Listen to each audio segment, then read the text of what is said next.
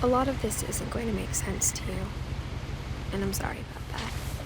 I'm just going to start at the beginning, with the house.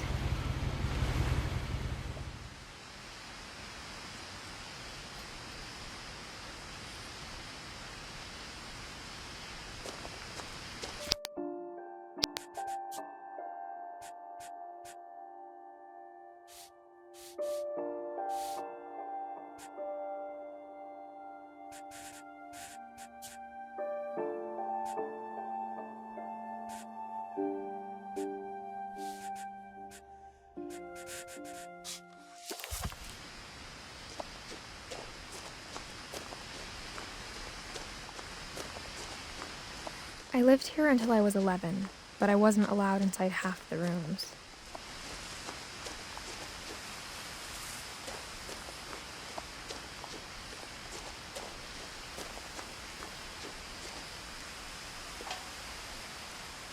Inside the mailbox were bills from 7 years ago, marked urgent, open immediately. I hadn't been back since my brother Lewis's funeral.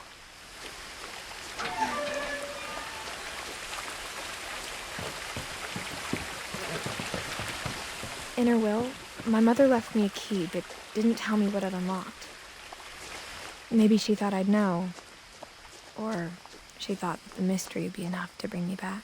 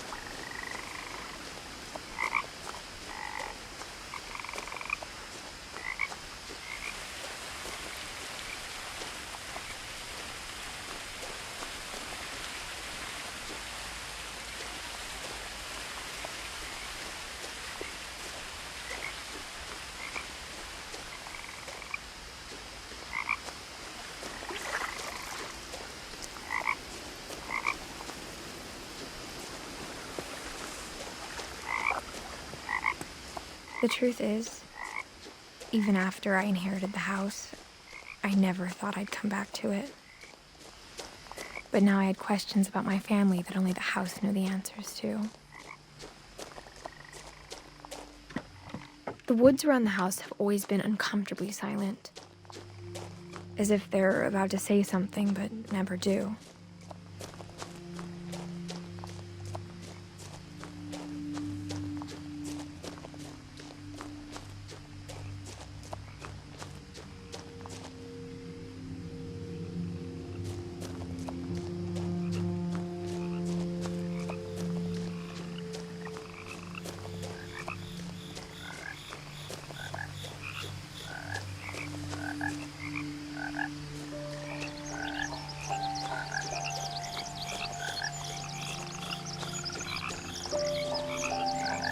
The house was exactly like I remembered it, the way I'd been dreaming about it.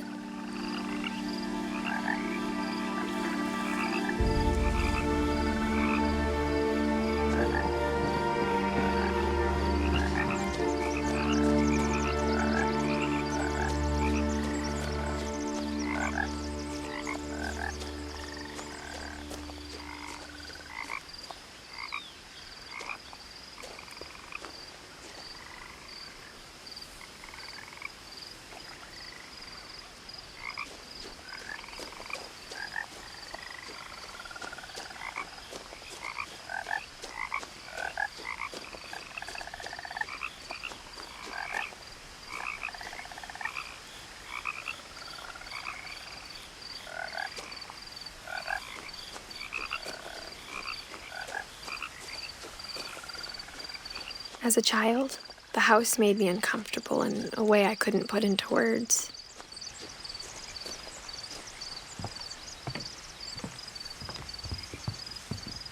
Now, as a 17-year-old, I knew exactly what those words were. I was afraid of the house.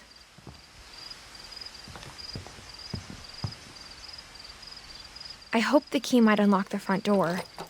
It didn't.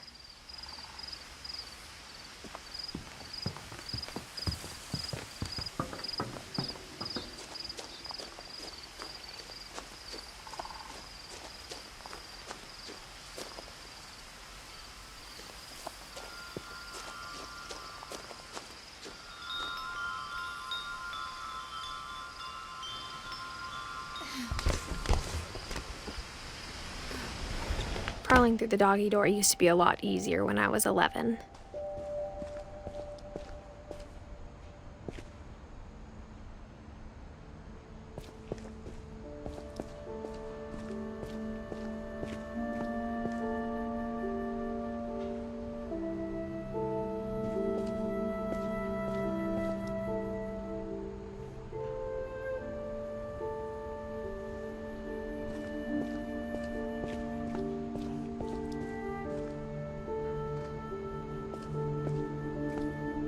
The power had been turned off the night we left. For the first time in years, I felt like I was home.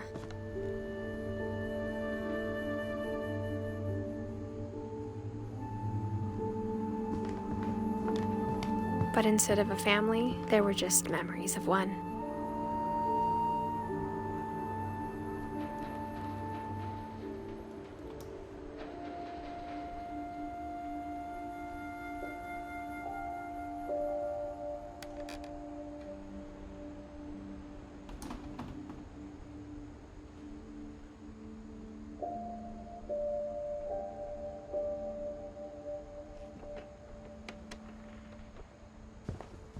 Like how only one restaurant would deliver to our house, so we had Chinese a lot. Or how after Louis started working at the cannery, we all got sick of eating salmon. Except our cat, Molly.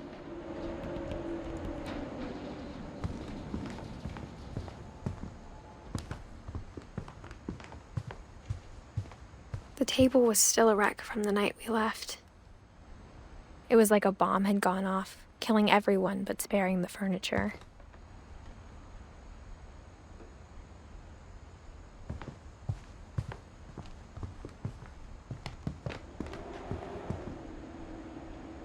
My mom was the only one of us who could imagine Great-Grandma Edie living in a nursing home.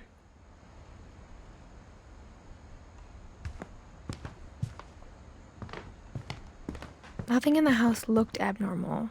There was just too much of it, like a smile with too many teeth.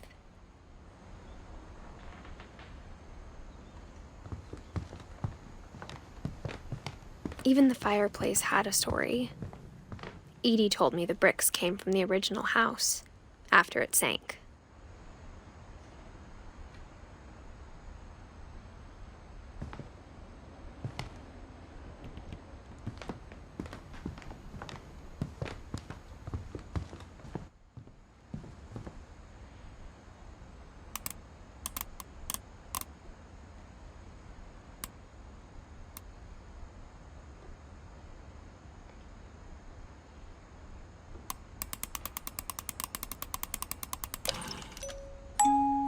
Great-Grandpa Sven built a music box for Barbara, along with the rest of the house.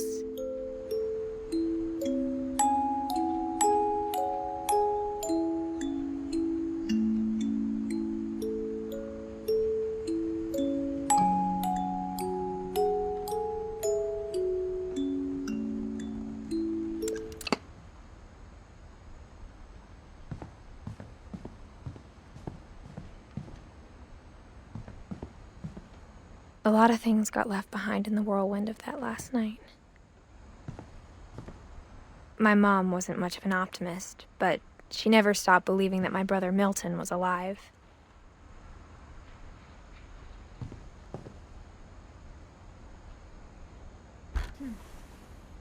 Edie told me once that every Finch who ever lived is buried somewhere in the library.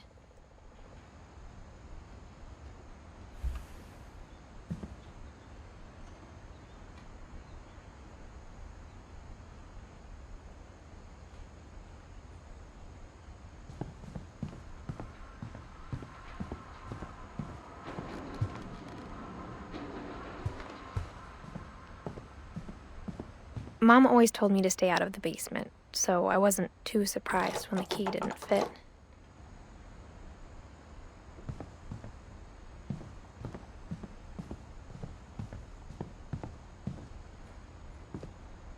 After Milton disappeared, Mom sealed up all the bedrooms. Then Edie retaliated and drilled peepholes.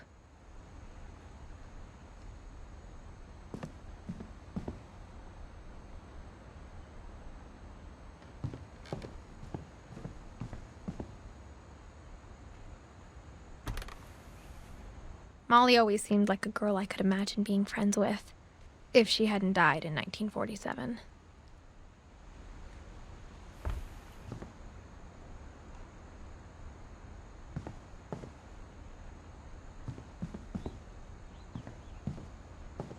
I spent a lot of time playing in Great Uncle Walter's room. I think my mom sometimes regretted not sealing it up. Lewis told me there were secret passages, but I never believed him.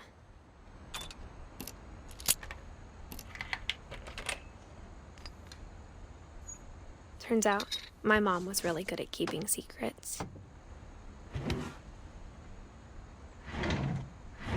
Now it was time to find out what my mom had been afraid of.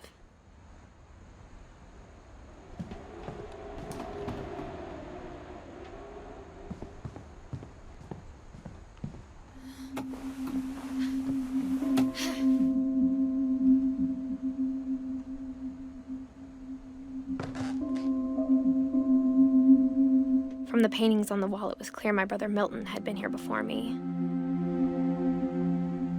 Reading this, maybe it sounds like I had a plan.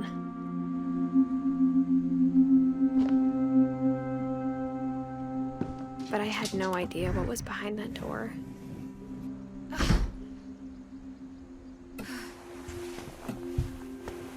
Just like I had no idea where all this was gonna lead.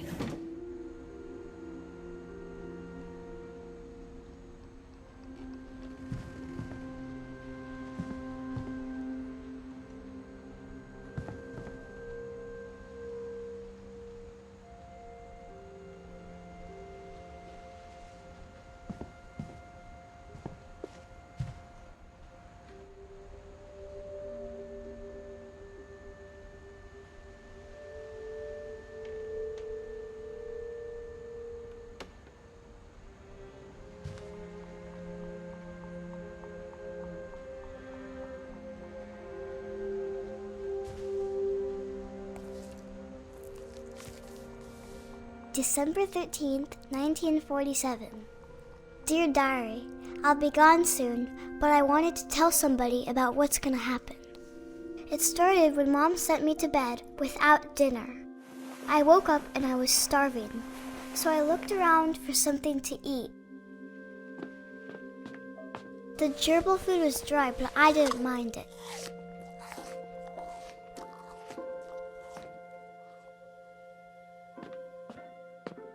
My Halloween candy was all gone.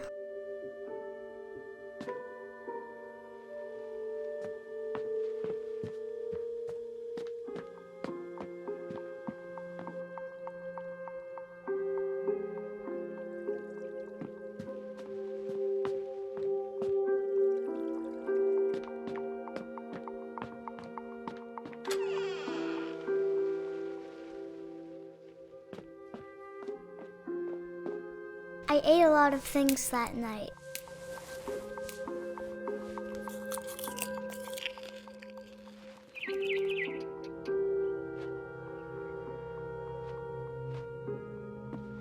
I kept eating and eating.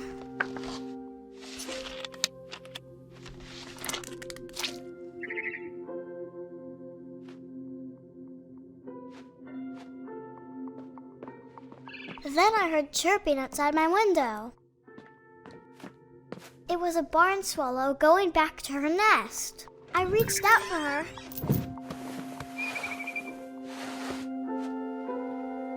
And suddenly,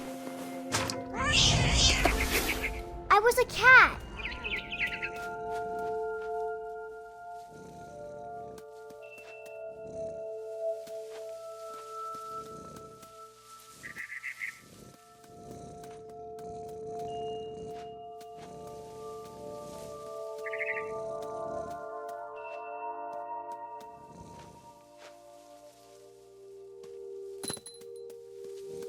I tried to be quiet, but the bird was really scared.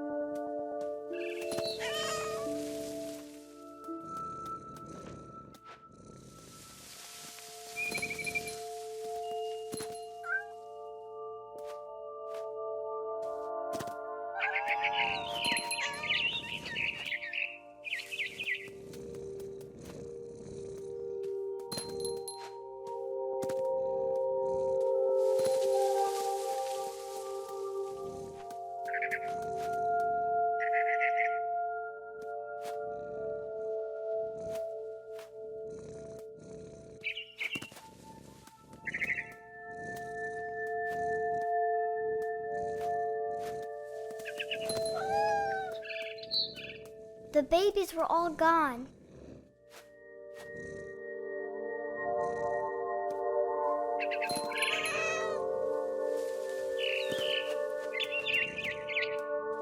I jumped and I almost got her.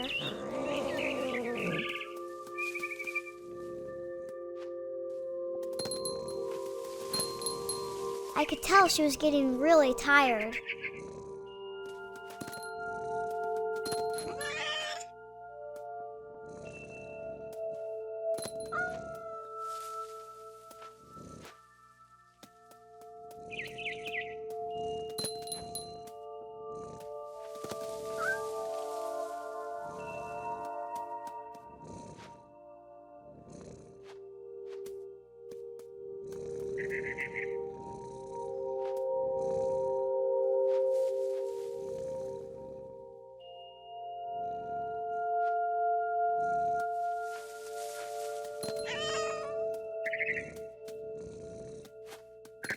Now I was up in the big tree.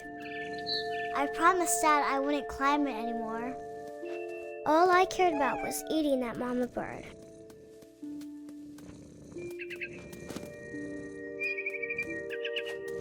I gobbled her up. And suddenly, I was an owl. First, all I heard was the wind. Then I heard little teeth nibbling in the grass.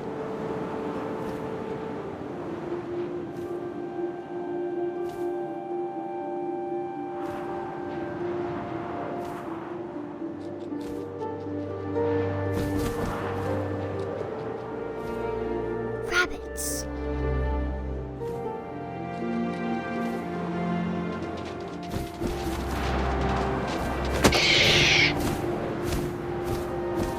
I imagined his face looking up and seeing mine through my talons. I swallowed him up, and I didn't chew one bit. Then I flew off to find something bigger.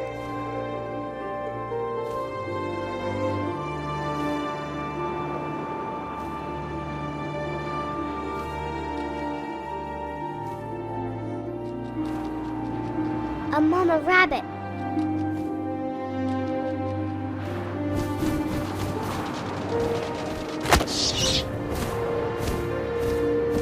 She was almost too big to carry.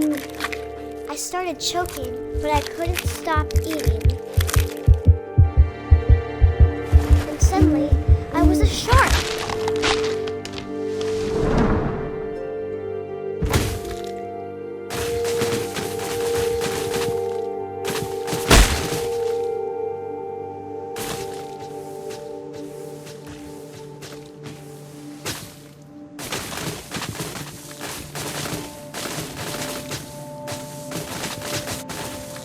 I rolled off a cliff and into the ocean. Now, I was hungrier than ever.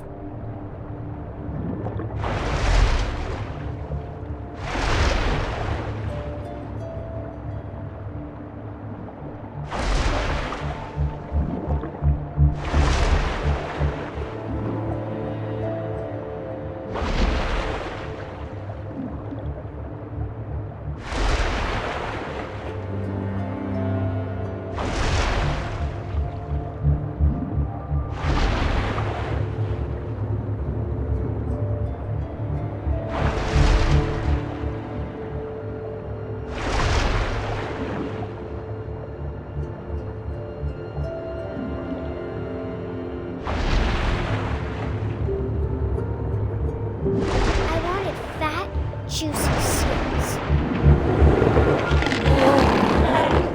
I tore off her flipper and it tasted really good.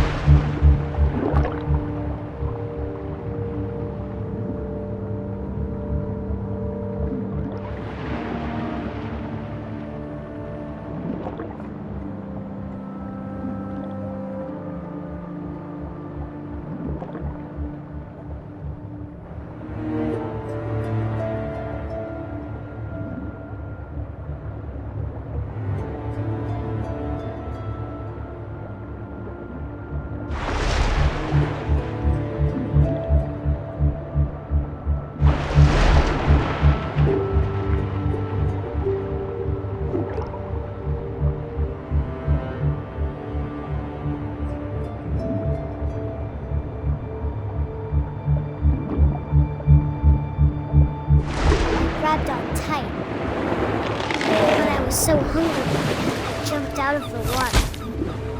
When I opened my eyes, everything had changed.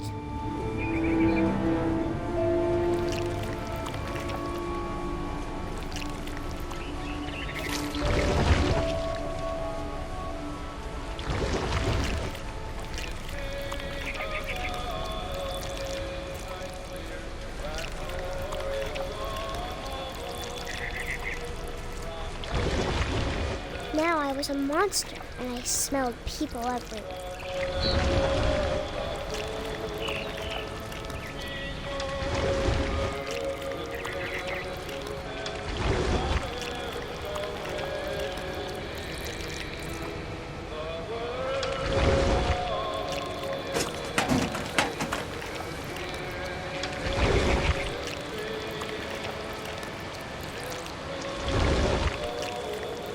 I was big, but I moved real quiet.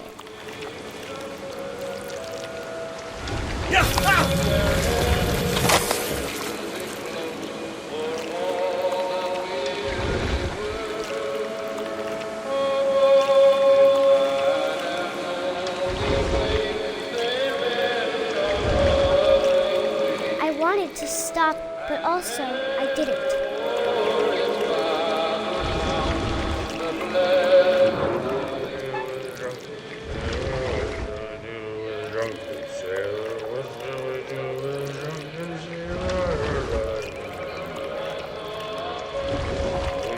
Belly with rusty, belly with rusty.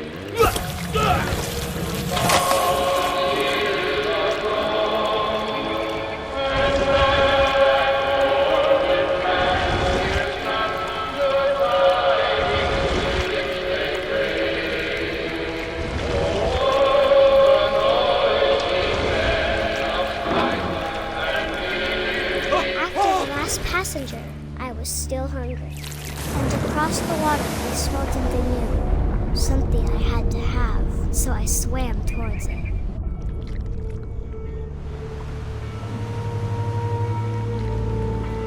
I slithered onto the sand, and the good smell went into an old pipe.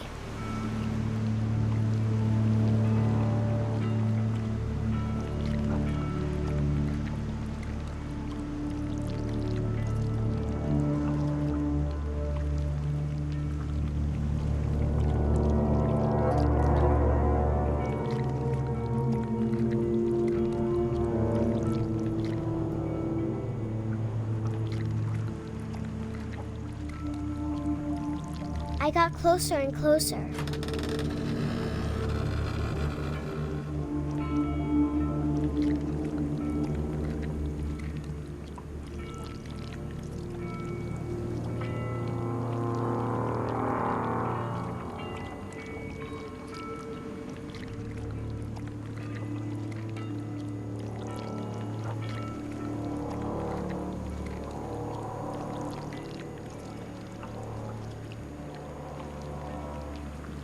All of my stomach started growling.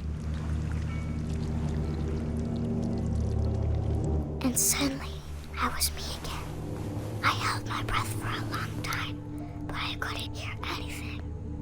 I think it's waiting for me to fall asleep. But it's not going to wait much longer. It needs to feed, and we both know I will be delicious.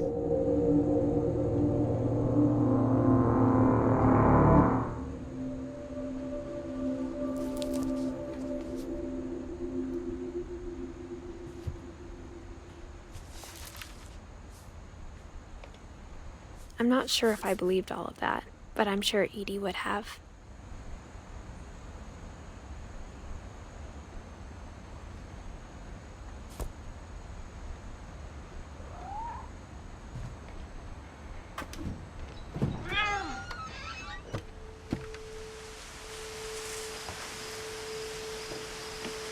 This will be obvious later, but my mom never told me any of these stories.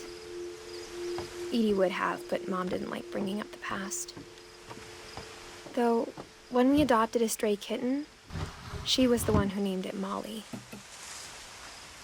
I spent a lot of time in Great-Grandma Edie's room. Her room was like a museum.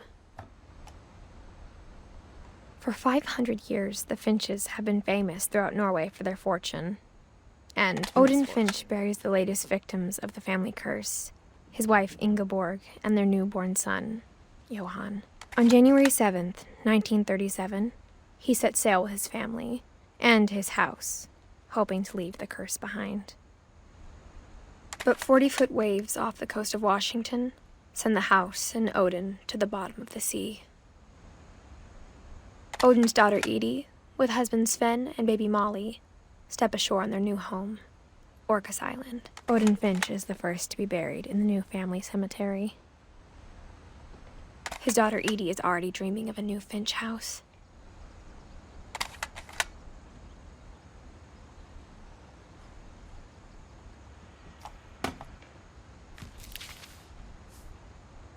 Whatever's wrong with this family, it goes back a long ways.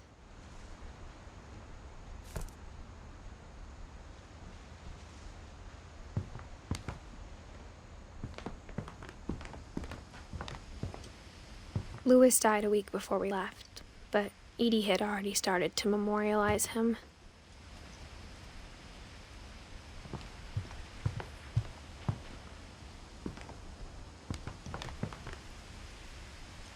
One summer, they evacuated the island, but Edie refused to go.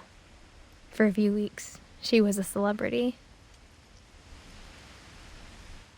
I hadn't thought of myself as Edith Jr. for a long time. Edie gave a big interview about a mole man living under the Finch house. My mom was furious.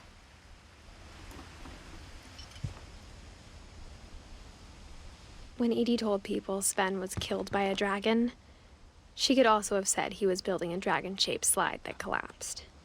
She could have, but she didn't. Even in her 90s, sometimes Edie seemed a lot younger than my mother.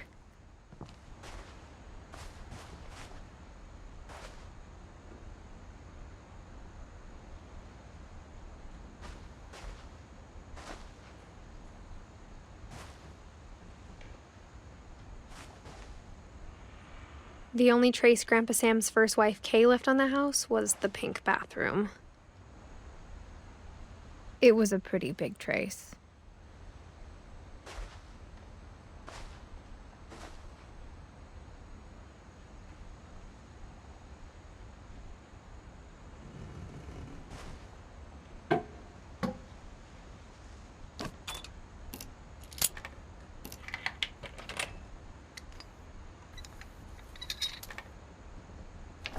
There's a secret in this bathroom. It's in the last place you would look. It isn't in the cupboard. It's hidden in this book.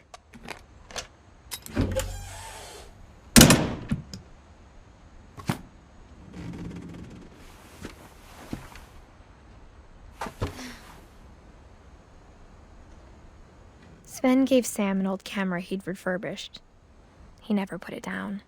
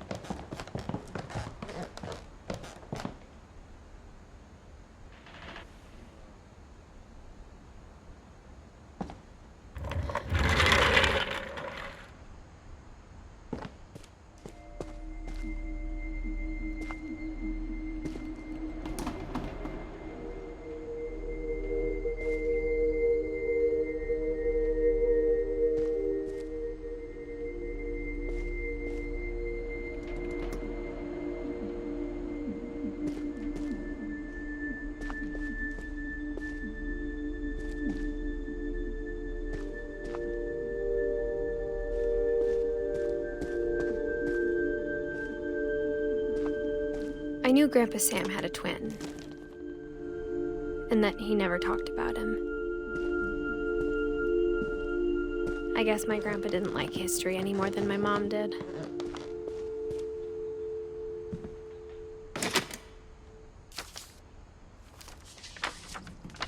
How I Want to Remember My Brother by Sam Finch. The thing I remember is that when he made up his mind, that was it. My brother said he'd die before he ate another mushroom, and he did. At Barbara's funeral, we swore we'd never be afraid again, and he wasn't. I think Calvin always wanted to fly. Sam! Calvin! Dinner's ready! Coming! But that day, he finally made up his mind to do it.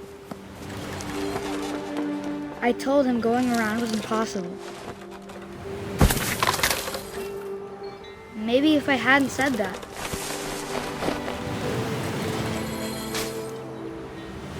Calvin! I'm not gonna tell you again! Maybe if the wind hadn't picked up, then maybe he'd still be here. But I doubt it. I think he'd already made up his mind. That's what I want to remember about my brother.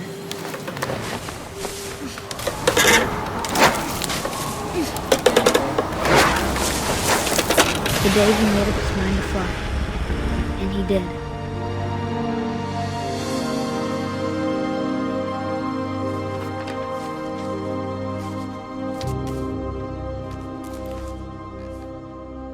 Calvin's story felt strangely familiar.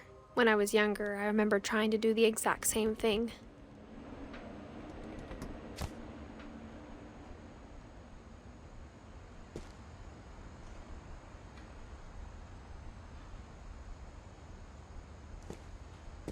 After the funeral, Edie roped off Calvin's half of the room.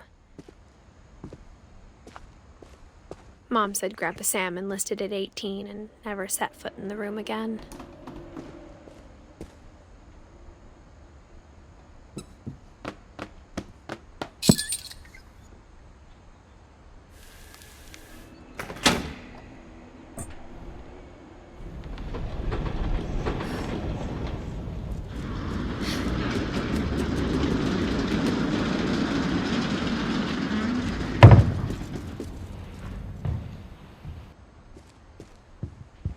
The passages were a pretty tight fit. They'd obviously been built for smaller hands and bellies.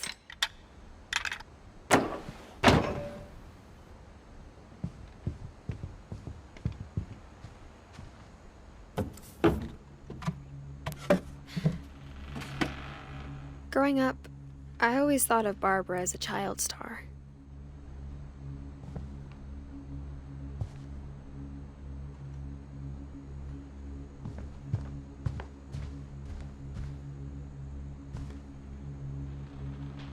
I never thought about how hard it must have been for her afterwards.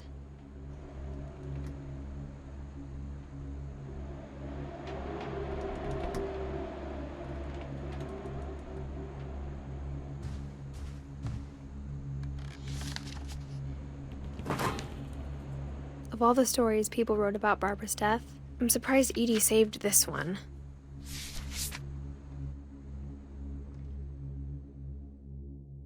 Old Jack here with another ghastly tale inspired by America's most unfortunate family. I'm calling it The Surprise Ending of Barbara Finch.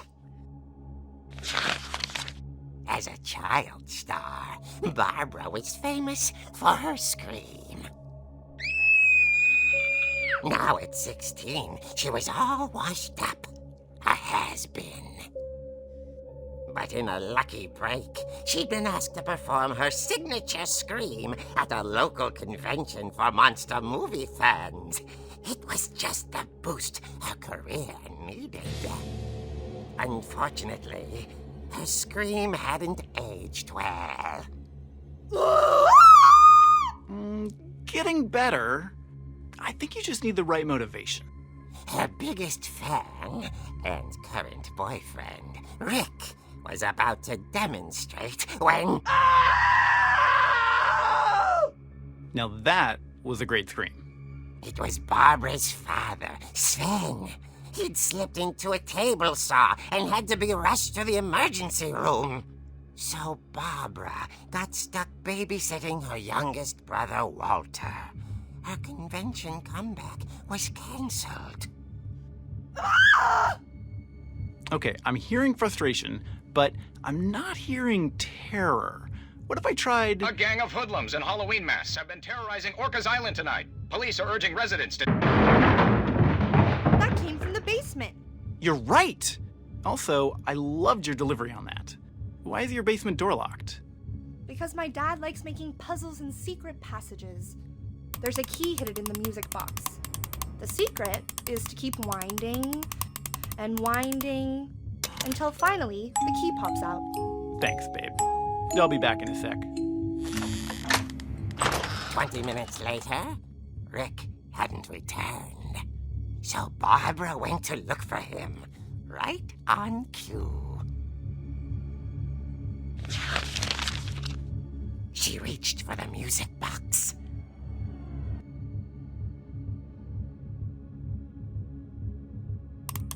And as she wound the key, she listened for Rick, but the house was silent.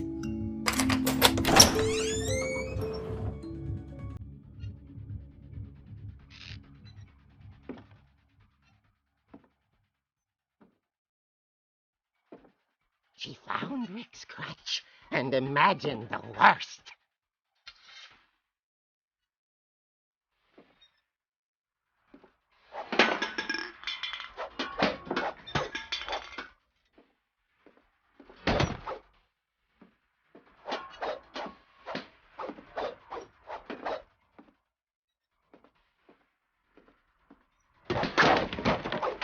Leader is the infamous Hookman Killer, Dr. Carl Hamill, who impaled and then ate his family 10 years ago tonight.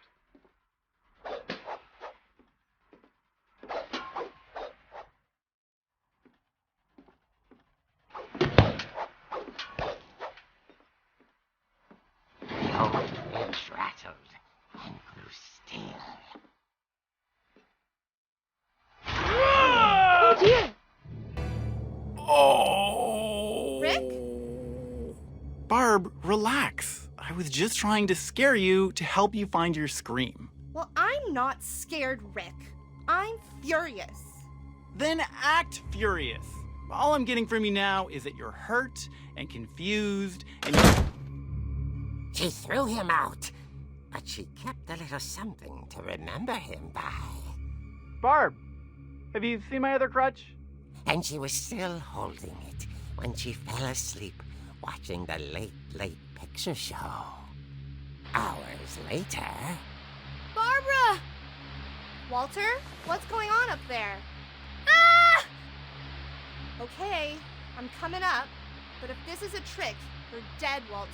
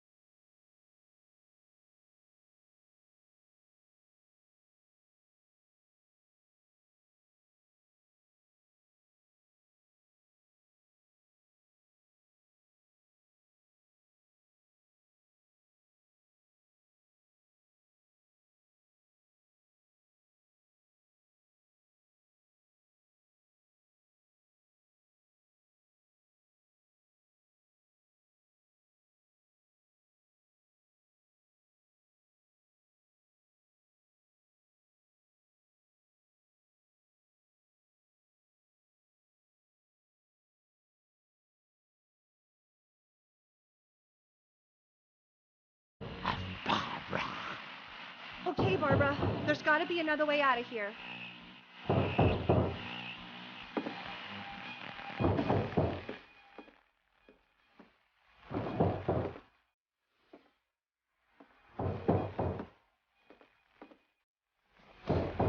night, she played her part beautifully.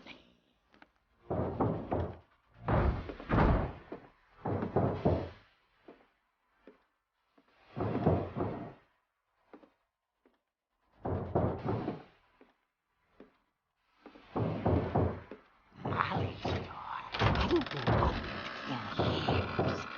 The hinges groaned.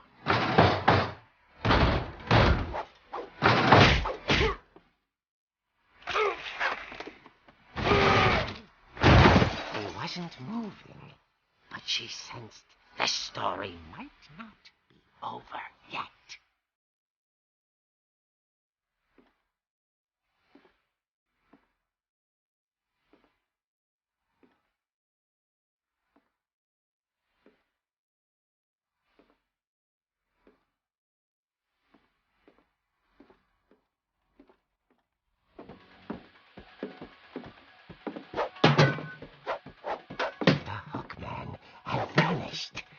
She listened for his breathing, but all she heard was...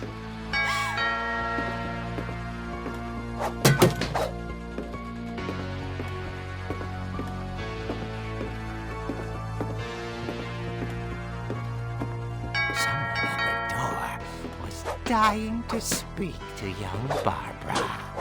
At the door, she heard whispering. It was coming from inside the house.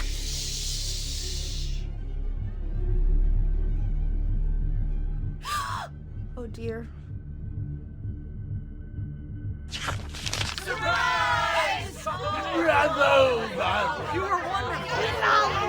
The monsters had come to surprise her. For Barbara, it was a dream come true. Then she saw what kind of monsters they were, and she realized what was about to happen. She was going to be famous.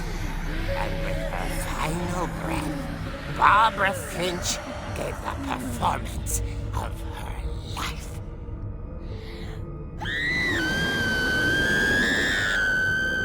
I wasn't there myself, but I hear Barbara was magnificent.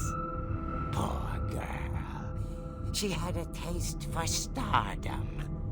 But unfortunately, so did her fans. Of course, the police blamed it all on poor Rick, who disappeared the same night. And little Walter? Hiding under his bed the whole time. He took it all pretty hard, but that's another story. As for Barbara, tucked inside the music box is all they ever found of her. Her ear. Now that's what I call a real eerie tale.